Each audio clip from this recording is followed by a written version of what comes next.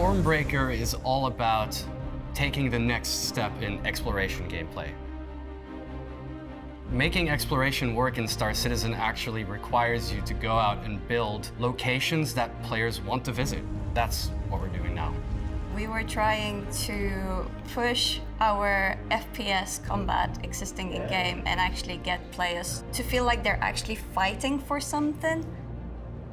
Stormbreaker is different because you don't go into your contract manager to look for what to do.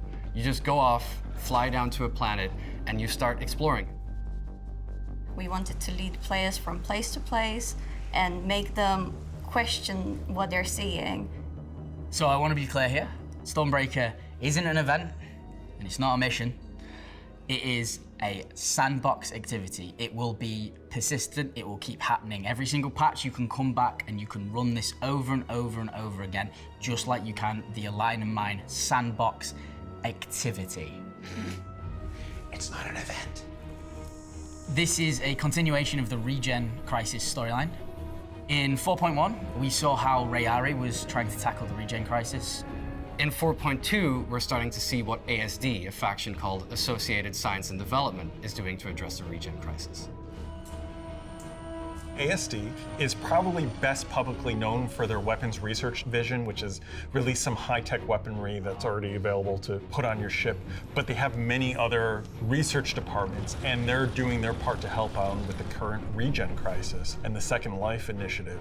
They're diving into trying to fix the problem with imprints and regen. So it'll be interesting to see what solutions they propose. Now, over the years, ASD has gained a little bit of a reputation for maybe pushing things a tad too far. One of their weapons was known for the particularly gruesome effect it had on people it was targeted on, which gained them a bit of a reputation across the Empire for maybe pushing science a little bit farther than they should.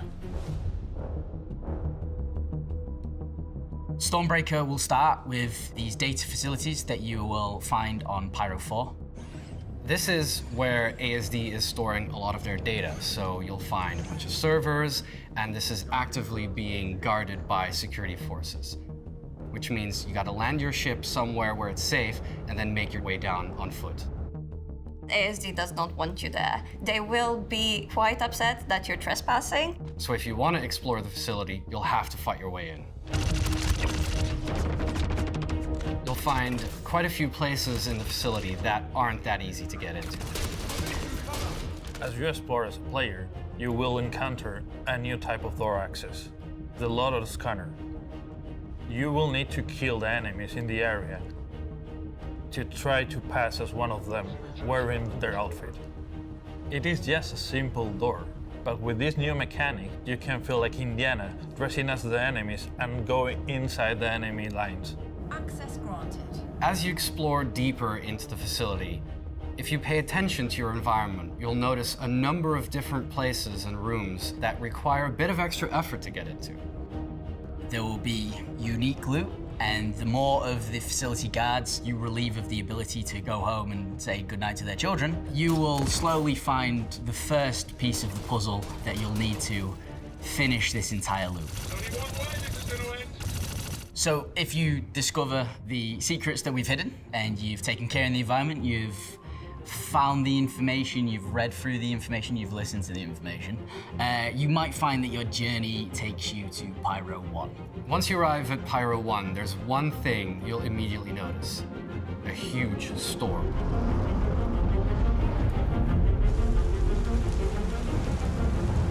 It is just mind-blowing. It looks beautiful. There will be rain. You've got this very dark environment because of this overhanging cloud. You've got lightning just constantly going off inside the clouds. It looks phenomenal. If you were to fly into the storm, you'll notice that your ship starts taking massive amounts of distortion damage. If you don't watch out, this can seriously mess up your ship. It'll cause it to turn off, and you will plummet to the ground. If you don't explode, out of luck, you then have to walk out of the storm. You'll quickly notice that you'll be affected by radiation damage. So unless you've brought a load of rad pens, you're likely gonna die. And that's not even to say anything that might be in the storm that has mutated and isn't the normal version of what it once was.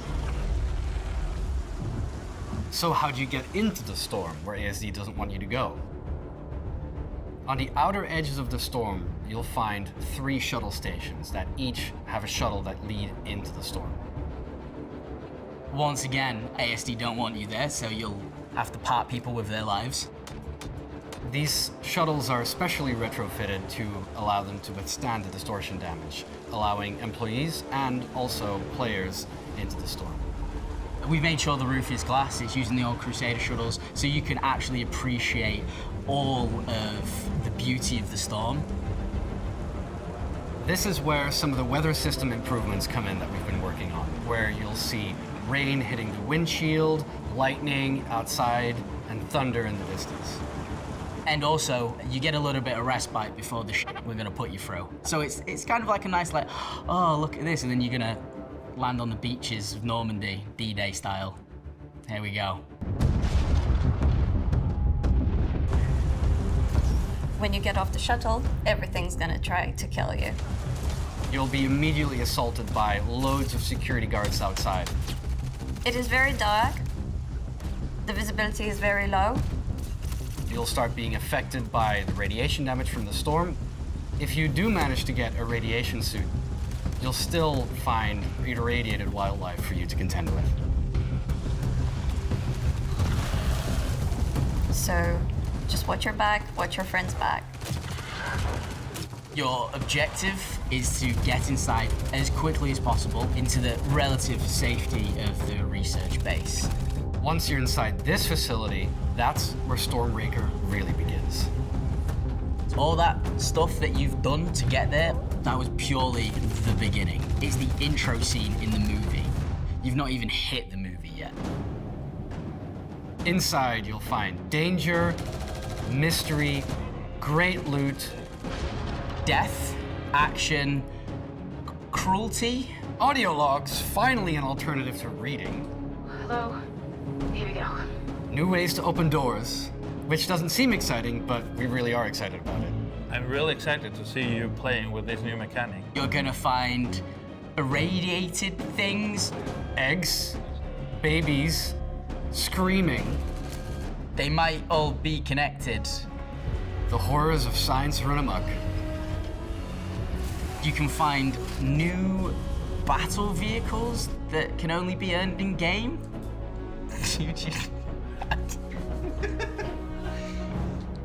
I said choo-choo as well. This isn't a fucking train. It's got massive weapons. No, you just kept, you're just like,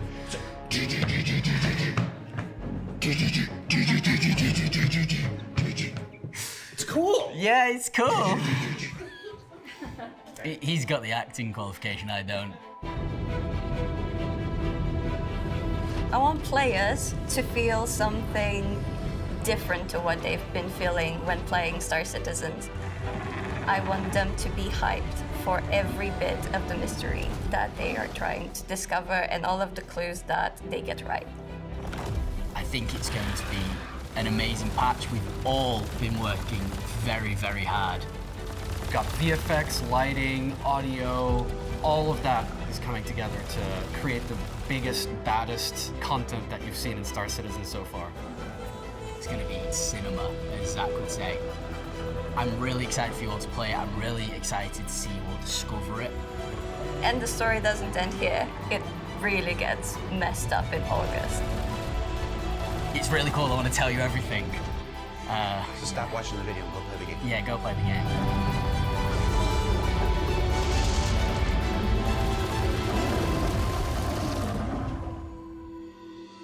Now, of course, for those of you that have been playing or watching PTU for the last week, you already know much of what's not being said here. But that's by design. As we said back in February, it's our intention this year to have you discover as much as possible in-game through our monthly patches instead of having everything just spoiled here. And by the time Stormbreaker releases in about 2 weeks, there should still be a few more changes and improvements along the way.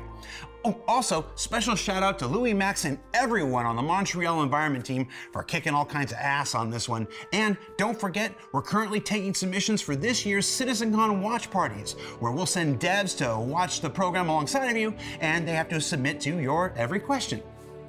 Mostly. For Inside Star Citizen, I'm Jared Huckabee. Thanks for letting us share the people and process of game development with you, and we'll see you all here next week for Star Citizen Live. Where'd my hair go?